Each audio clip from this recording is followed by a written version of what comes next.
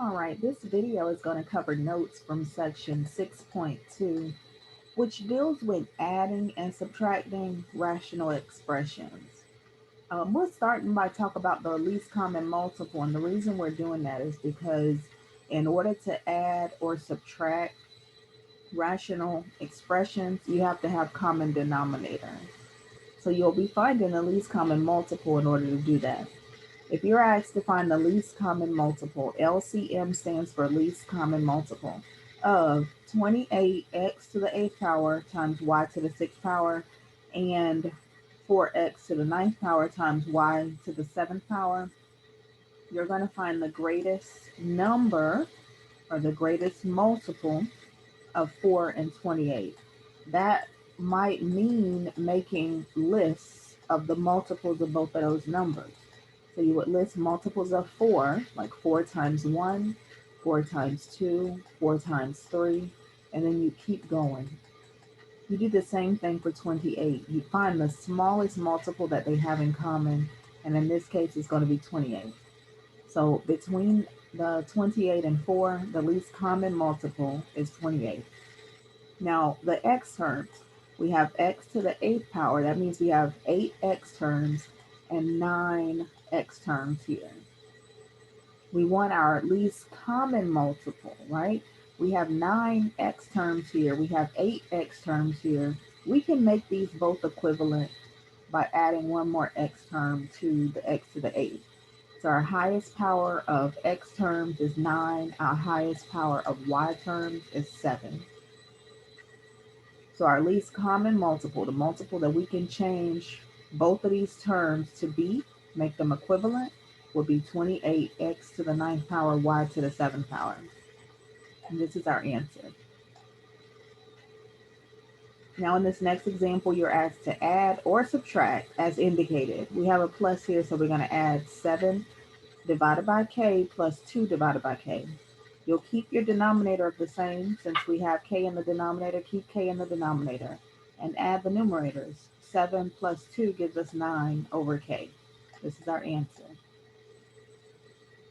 All right, the next example, we have 9 or 6b minus 9 and 5b minus 7. Our denominators are the same, b squared minus 4.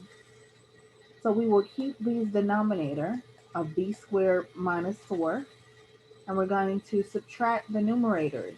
So 6b minus 9, we carry that down, and then minus each of these terms on the right. So minus 5b, that's negative 5b, and minus negative 7, that gives us positive 7. We'll combine like terms. 6b minus 5b in the numerator gives us 1b. And then negative 7 plus, or negative 9 plus 7 gives us minus 2. That denominator stayed the same, b squared minus 4, but we can factor that denominator. It's a difference of perfect square numbers. A term will be b, we're squaring b, so that's b plus and b minus. And the b term is 4, so we're squaring 2. That'll be plus 2 and minus 2. We carry down our numerator, remember it was b minus 2, and the b minus 2's can cancel, leaving 1 in the numerator divided by b plus 2.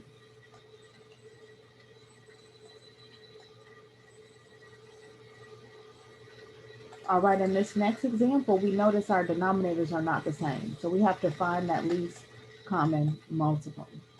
The easiest way to do this is to factor the terms. When we factor x squared minus 16, this is a difference of perfect square numbers. That a term, what are we squaring to get x squared? It would be x. So x and x would be first in our parentheses. And that b term is minus 16. We're squaring 4 in order to get 16. So that's plus 4 minus 4. The numerator 3x stays the same. Plus, now this denominator on the right was initially x minus 4. But we need to have common denominators in order to add these two fractions together. We have x minus 4 just like we had in that first fraction. What's missing is x plus 4. Since that x plus 4 is missing, we have to multiply everything in that second term by x plus 4. We have to multiply both the numerator and the denominator by x plus 4. So our denominator changes from being just x minus 4 to x minus 4 and x plus 4. And in the numerator, we have that x times x plus 4. So the missing factor, we have to multiply both top and bottom by that missing factor. Then we're going to simplify further. Since we have common denominators at this point, we keep that common denominator the same. Keep the x plus 4 and x minus 4 in the denominator. Then in our numerator, we'll combine terms. We have 3x, carry down your 3x, plus x. But this x is being multiplied by x plus 4. We need to distribute here. So plus x times x gives us x squared, and x times 4 gives us positive 4x. Now from there, we have a GCF in the numerator. We can factor out our x term. So in our numerator, we have 3x. Actually, we'll combine these like terms. We have 3x plus 4x. That gives us 7x. And then our x squared term we place in front of the 7x. The higher power goes first, so x squared plus 7x. Then we want to factor our GCF. So we're factoring x from x squared, we'll get x in parentheses. And when we factor x from 7x, we'll get 7 in parentheses. Your denominator stayed the same, x plus 4 and x minus 4, and this is your answer.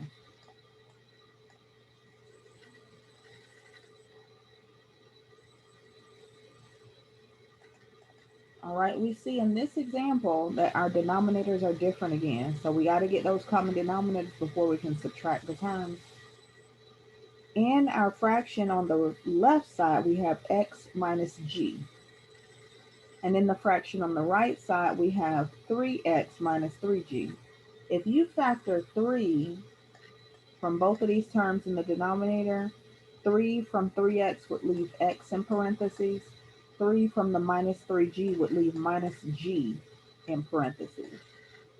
So can we see what's different between these two denominators? They both have the x minus g, but the term on the left side does not have 3. Since it's missing that factor of 3 in the denominator, we have to multiply everything in the denominator and everything in the numerator by 3 to make these denominators the same. So we'll carry down our 3 times x minus g in the denominator of the first fraction. And in the numerator, we're multiplying 3 times minus 5x minus, carry down our minus sign. And on the right side, we already had 3 times x minus g in the denominator. We just carry it down. And our numerator stays the same as well. Carry down your 3x minus g. Now that we have common denominators, we'll keep the denominator of 3 times x minus g. And in the numerator, we're simplifying. 3 times minus 5x gives us negative 15x. Minus, you want to make sure you distribute that minus sign to both terms in the numerator. Minus 3x and minus times minus g gives us plus g. We can combine like terms, that negative 15x minus 3x gives us negative 18x plus g, and the denominator stays the same, 3 times x minus g. So this is our answer.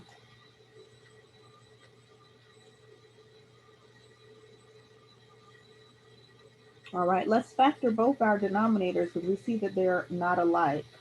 This trinomial x squared minus 2x plus 1, we can factor using x minus 1 and x minus 1. The x squared minus 3x plus 2 in the denominator of the fraction on the right, we can factor as x minus 2 and x minus 1. Now, both of these terms in the denominator have at least one x minus 1 term. The fraction on the left side has 2x minus 1. That means we have to multiply the fraction on the right side by that missing x minus 1 factor. Now remember, whatever you multiply the denominator by, you must also multiply the numerator by.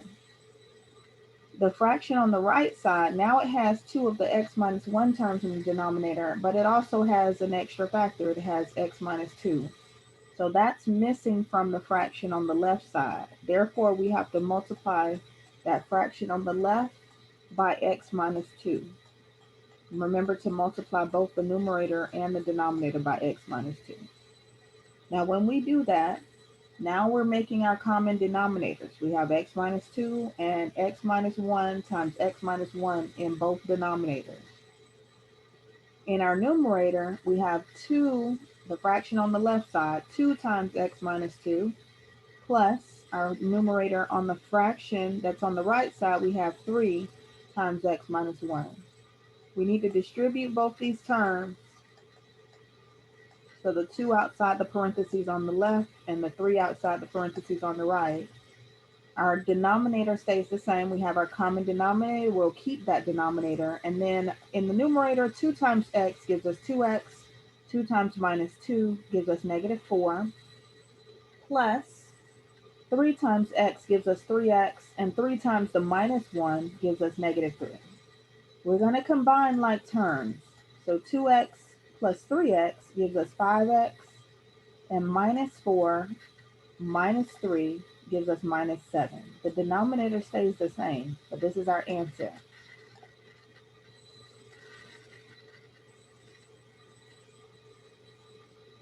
All right, let's look at our denominators for this next example. We have different denominators. This x squared minus 1 is a difference of perfect square numbers.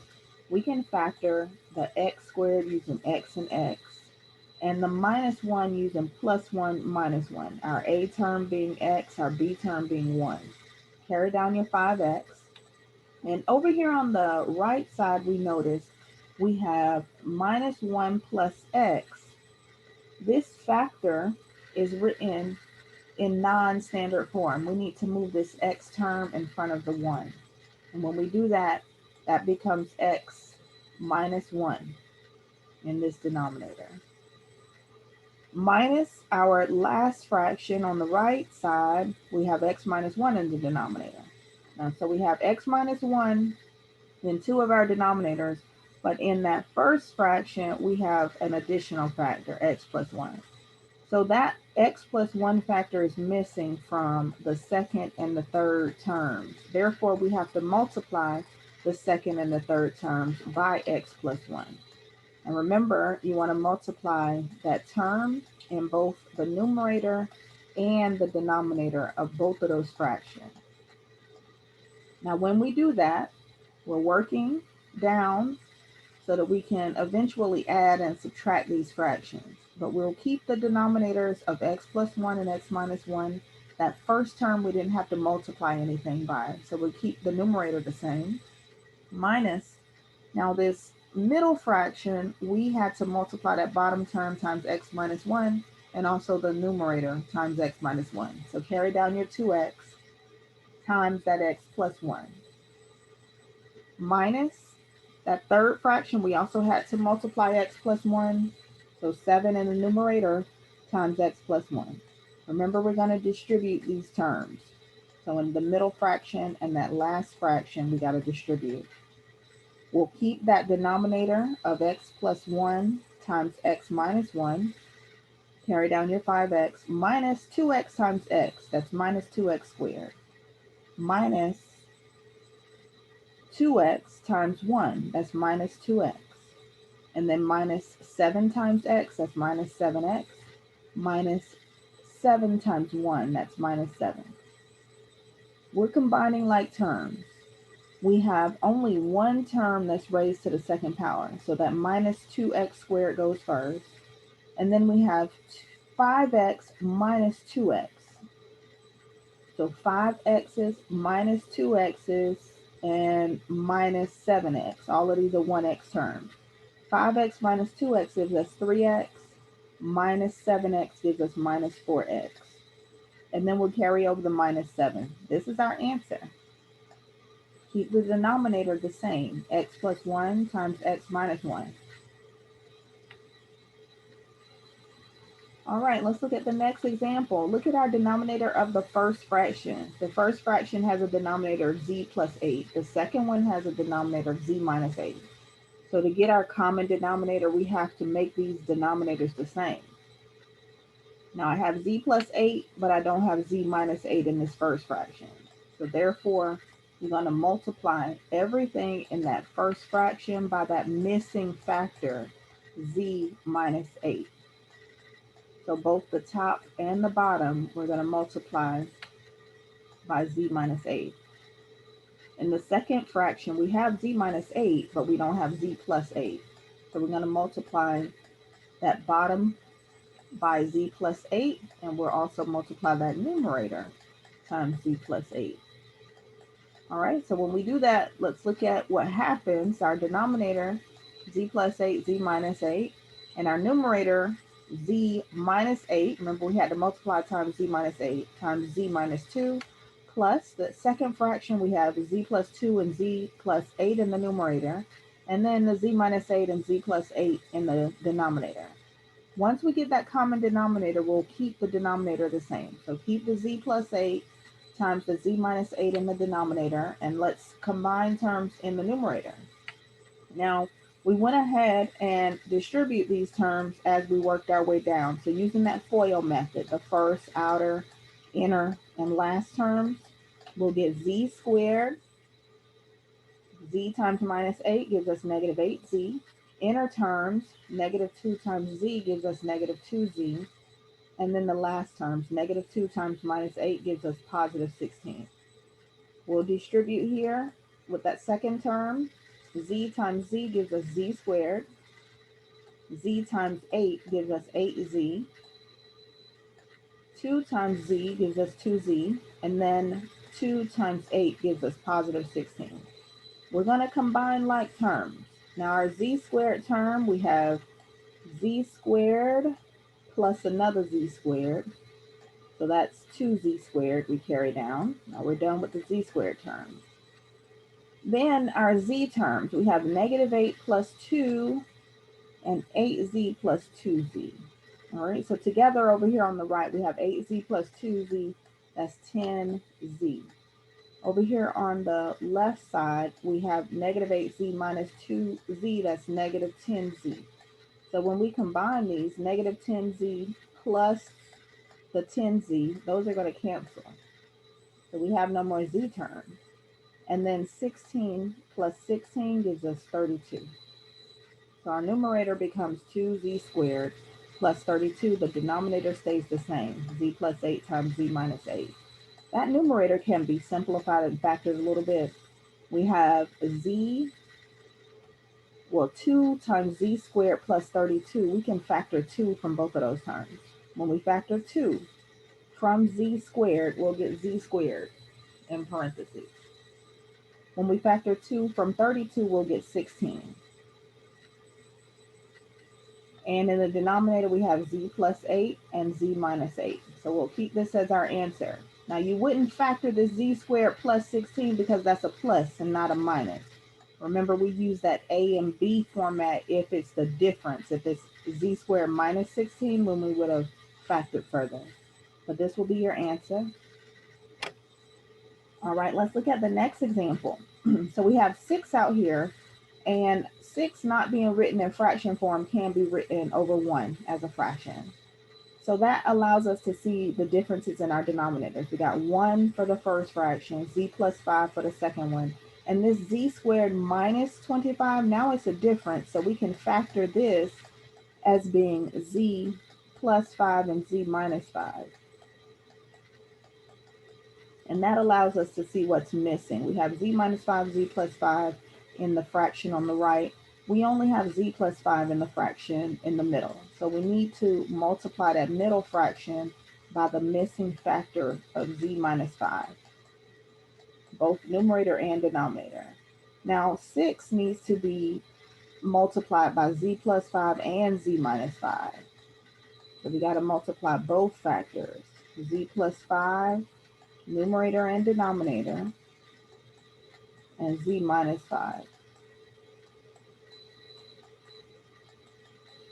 All right, so let's simplify this. Remember, we multiply z plus 5 and z minus 5 times 6 and 1 plus that second fraction. We had to multiply z minus 5 in the numerator and denominator. We carry down the remaining terms, z and z plus 5. And that last fraction stays the same. So we keep z plus 5 and z minus 5 in the denominator and carry down the 5. Now, once we get this common denominator, we'll keep that denominator the same. That z plus 5 divided by, or z plus 5 times z minus 5 in the denominator. Now let's simplify in our numerator. So we have 6 times z plus 5 and z minus 5. Now, this z plus 5 and z minus 5 can be FOILed. We can multiply the first, outer, inner, and last terms together. And when we do that, we'll get 6 times z squared, so that's z times z, minus, we have that z times 5, that 5z times 6 gives us 125.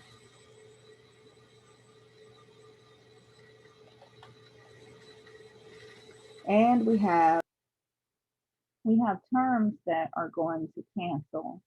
So our z times z squared, that gave us the 6z squared, but when we multiply the inner terms, we get 5z, and those outer terms, we get negative 5z. They're going to cancel out, leaving just the last term. So 5 times negative 5, that gives you negative 25. Negative 25 times 6 is how we get the minus 125. In the middle term, z times z gives us z squared, and z times minus 5 gives us negative 5z. Minus that last numerator, minus 5. Now let's combine like terms. We have 6z squared plus z squared. That gives us 7z squared. And your minus 5z will go next. And then lastly, you have the negative 125 minus 5. That gives us negative 130. This is our answer. 7z squared minus 5z minus 130 divided by z plus 5 times z minus 5.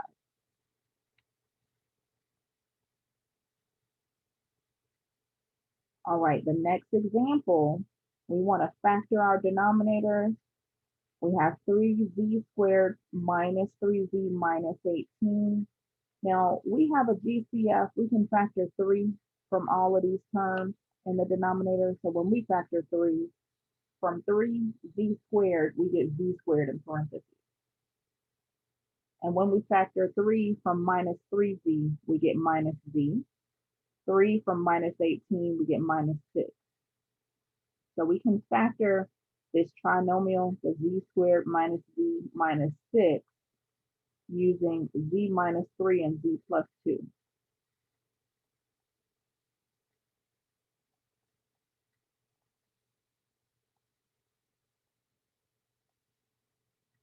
Now, with the fraction on the right side, we had 3z squared minus 12z plus 9 in the denominator. We factor 3 from all of those terms.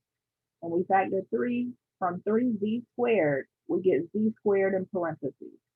And when we factor 3 from minus 12z, we get minus 4z. And 3 from 9, we get minus 3. Now this z squared minus 4z minus 3 can be factored using z minus 3 and z minus 1. So now we want to compare the denominators and see which factors are missing. Now the denominator of the fraction on the right side or the left side, we have z minus 3 and z plus 2. The fraction on the right side, we have z minus 3. So we share the z minus 3 factor. What's missing is this z plus 2 factor. So we got to multiply everything in that second fraction by that missing factor of z plus 2. Now our denominator of the fraction on the right side has 3 factors. So we're missing one of those factors in the fraction on the left side. We have z minus 3, z minus 3, z plus 2, z plus 2, but the z minus 1 is missing from the fraction on the left. So we got to multiply this fraction on the left side by that missing factor of z minus 1. And that's what you see here below. So we have the common denominator now with three factors, the three outside parentheses, and z minus 3, z plus 2, and z minus 1 in the denominator. Both of these denominators are the same. In our numerator, we're going to distribute and multiply the missing factor. So we have 4z plus 2 times the missing factor z minus 1. That's the numerator of the fraction on the left. On the right side, we had 8 in the numerator times now that missing factor z plus 2. So we need to distribute in our numerators. So we have 4z times z, that's 4z squared. 4z times minus 1, that's minus 4z. 2 times z, that's 2z. And then 2 times minus 1, that gives us negative 2. Plus, we're distributing here on the right side, 8 times z gives us 8z, and 8 times 2 gives us 16. So let's combine like terms. We only have one 4z squared, one z squared term, so we'll carry down 4z squared. Then we have minus 4z plus 2z, that's negative 2z, and then plus the 8z gives us 6z. We have minus 2 plus 16, that gives us 14. But this is our answer. We have 4z squared plus 6z plus 14 divided by 3 times z minus 3 times z minus 1 times z plus 2. All right, and that's the last example from this section. We'll stop here.